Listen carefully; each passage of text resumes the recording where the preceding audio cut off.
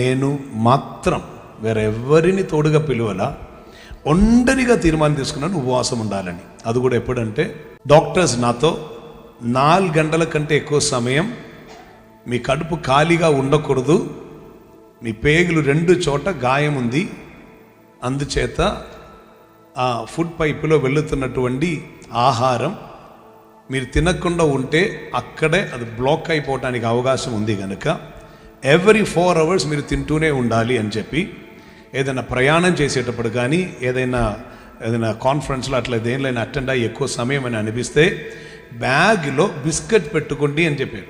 మీ దగ్గర ఉండాలి, every 4 hours తినమన్నారు. అప్పుడే నాకు కొంచెం కాలం పోయాక ఒక వారం ఒక్కరోజు ఉపవాసం ఉండి ప్రార్థన చేద్దాం.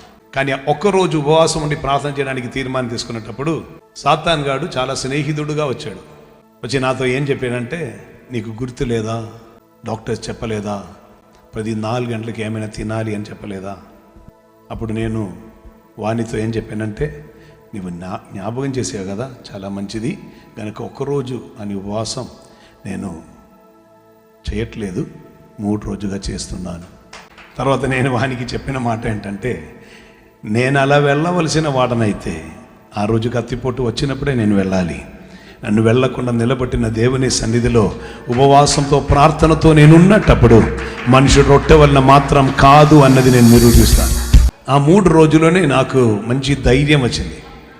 ఆ తర్వాత 7 రోజుగా, తర్వాత కొన్ని నెలల తర్వాత 7 రోజని, తర్వాత కొంచెం కాలం పోయాక 14 రోజని, కొంచెం కాలం పోయాక 21 రోజని, ఇట్లా పెంచుకొని వచ్చాయి. దేవునికి స్తోత్రం. నేను ఎందుకు మీకు చెప్తున్నానంటే, మీరు అలా ఉండేటప్పుడే మీకు అర్థం అవుతుంది how to overcome your self.